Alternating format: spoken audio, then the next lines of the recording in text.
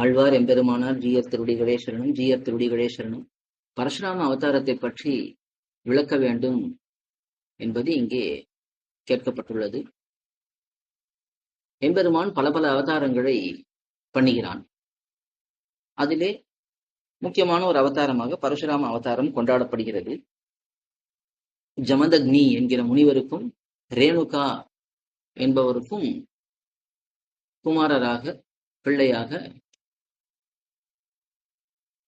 ராமன் என்ற பெயரோடே அவதரிக்கிறார். அவர் கையிலே பரசு என்கிற ஆயுதத்தை வைத்துக் கொண்டிருப்பதனால் பரசுராமன் என்று அவருக்கு முக்கியமான பெயராக அமைந்திருக்கிறது. இந்த ஜமதக்னி முனிவரை கார்த்தவீரியார்ஜுனன் என்கிற ராஜா கொன்று விடுகிறான். இந்த கார்த்தவீரியார்ஜுனன் அவனும் எம்பெருமானுடைய ஒரு அவதாரம் தான். அவன் ஜமதக்னியை கொன்றுவிடவே பரசுராமருக்கு மிகவும் கோபம் வந்து விடுகிறது. அந்த பரசுராமர் கார்த்தவீரியார்ஜுனனுடைய யுத்தம் பண்ணி அவனை அழித்து விடுகிறார். அந்த சமயத்திலே ஒரு சபதமும் பண்ணுகிறார். என்ன சபதம் என்றால், துஷ்ட சத்திரியர்கள் எல்லாரையும் நான் கொன்று விடுவேன் என்று சபதம் பண்ணி 21 தலைமுறைகள் தீய ராஜாக்கள் துஷ்ட சத்திரியர்கள் அவர்களை அழித்து வருகிறார். கடைசியிலே ராமாவதாரம் நடந்த காலத்திலே பெருமாள் ஸ்ரீராமன் சிவதனுசை உடைத்து விட்டார், அதை நானேற்றி விட்டார் என்று கேள்விப்பட்டு உடனே அங்கே கோபமாக பரசுராமர் செல்கிறார். பெருமாளை பார்த்து, நீர் இந்த முறிந்து போன சிவதனுசை உடைத்தீரே, நம்மிடத்திலே விஷ்ணு தனுஷ் இருக்கிறது, அதை உம்மாலே நானேற்ற முடியுமா? அதை நீ நானேற்றினால்தான் உம்முடைய பெருமையை நான் ஒத்துக்கொள்வேன் என்று சொல்ல, பெருமாள் அந்த விஷ்ணு தனுஷை வாங்கி அத்தோடைய பரசுராமருடைய தப்போபலத்தையும் வாங்கி அந்த விஷ்ணு தனுஷை நானேற்றி காட்ட பரசுராமர் உடனே உணர்ந்தார், இந்த ஸ்ரீராமன் பகவான் ஸ்ரீமன் நாராயணனே என்பதை உணர்ந்தார்.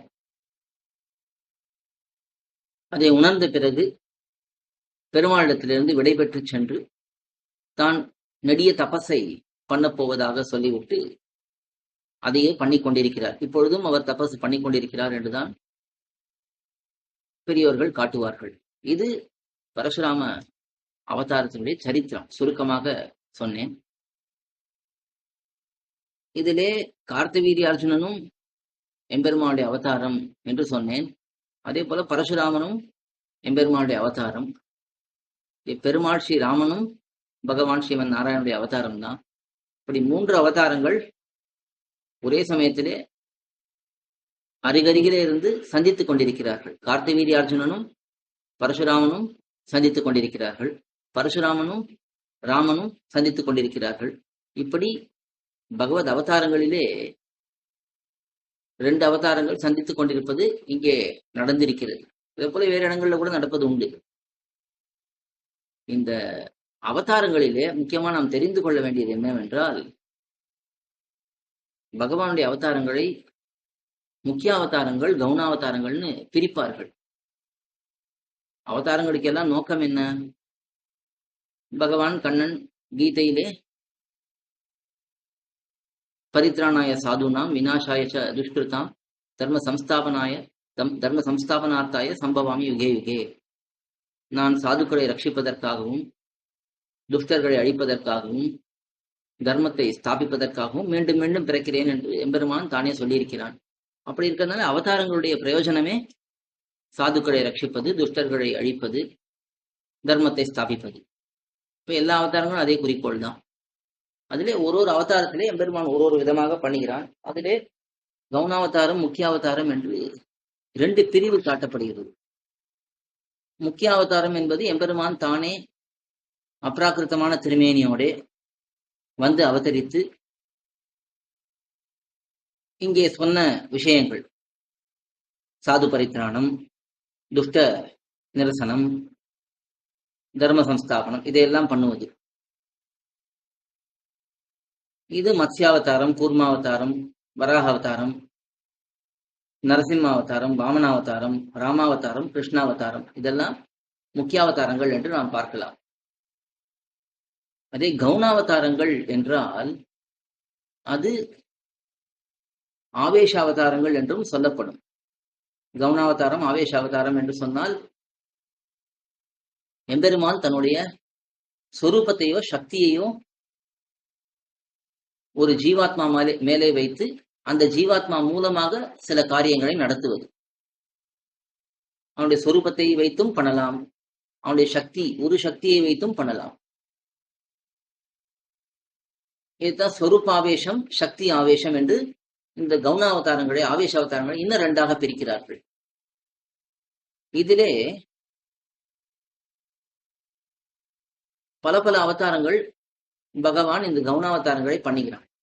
அந்த கவுனாவதாரங்களிலே பரசுராம அவதாரம், கார்த்தவீரியார்ஜுன அவதாரம் இதெல்லாம் காட்டப்படுகிறது. இதை பிள்ளைலோக்காச்சாரியர் தத்துவத்திரயத்திலே ஈஸ்வர பிரகரணத்திலே பகவான் என்கிற தத்துவத்தை விளக்கும் பொழுது, அவனுடைய அவதாரங்களை விளக்கும் பொழுது இதே போலே முக்கிய அவதாரங்கள், கவுனாவதாரங்கள் என்று பிரித்து காட்டி அதிலே கவுனாவதாரங்களை பற்றி சொல்லும் பொழுது விதி, சிவ, பாவக, வியாச, ஜாமதக்னி, அர்ஜுன, வித்தேஷாதிகள் ஆகிற கவுன பிராதுர்பாவங்கள் எல்லாம் அகங்காரயுக்த ஜீவர்களை அதிஷ்டித்து நிற்கையாலே முமுட்சுக்களுக்கு அனுபாசியங்கள் என்று ரொம்ப அழகா எடுத்து காட்டியிருக்கிறார். நம்முடைய பூர்வர்கள், நம்பிள்ளை முதலான ஆச்சாரியர்கள், பெரியவாச்சான் பிள்ளை முதலான ஆச்சாரியர்கள் இவர்கள் எல்லாம் விளக்கின அர்த்தங்களைத்தான் இங்கே பிள்ளைலோக்காச்சாரியார் தொகுத்து காட்டார். அதுக்கு மணவாழ் மாமிகள் வியாக்கியானத்திலே இதை விளக்கமாக எடுத்து காட்டுகிறார். இதிலே சில சில கவுனாவதாரங்களை காட்டியிருக்கிறார். விதி என்றால் பிரம்மா, சிவன் என்றால் ருத்ரன், பாவக என்றால் அக்னி, வியாசர், ஜாமதக்னி என்றால் ஜமதக்னியுடைய பிள்ளை, அர்ஜுன என்பது கார்த்தவீரியார்ஜுனனை சொல்லலாம். அதே போல வித்தேஷங்கிறது குபேரன்.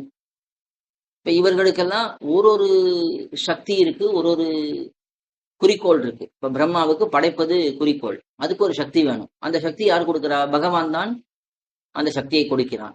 அப்போ பிரம்மா என்பவர் பகவானுடைய ஒரு சக்தி ஆவேசம். ருத்ரன், அவருக்கு அழிக்கக்கூடிய சக்தி வேணும், அக்னிக்கு அழிக்கக்கூடிய சக்தி வேணும். அதை யார் கொடுக்கிறா? பகவான் தான் கொடுக்கிறான். அப்போ அந்த இடத்துல அவர்களும் ஆவேச அவதாரங்கள். அதே போலதான் வியாசர் வேதத்தை பிரித்தார், இத்திகாச புராணங்களை எல்லாம் நமக்கு காட்டினார். அப்படிப்பட்ட அவருக்கு அந்த சக்தி யார் கொடுத்தது? எம்பெருமான் தான் கொடுத்தான். அதே போல இங்கே ஜமதக்னி, ஜமதக்னியுடைய பிள்ளையான ஜாமதக்னி பரசுராமர். அதே போல கார்த்தவீரியார்ஜுனன், அவனும் பகவானுடைய அவதாரம். அவனும் நல்ல ராஜ்யத்தை பண்ணி கொண்டிருந்தான்.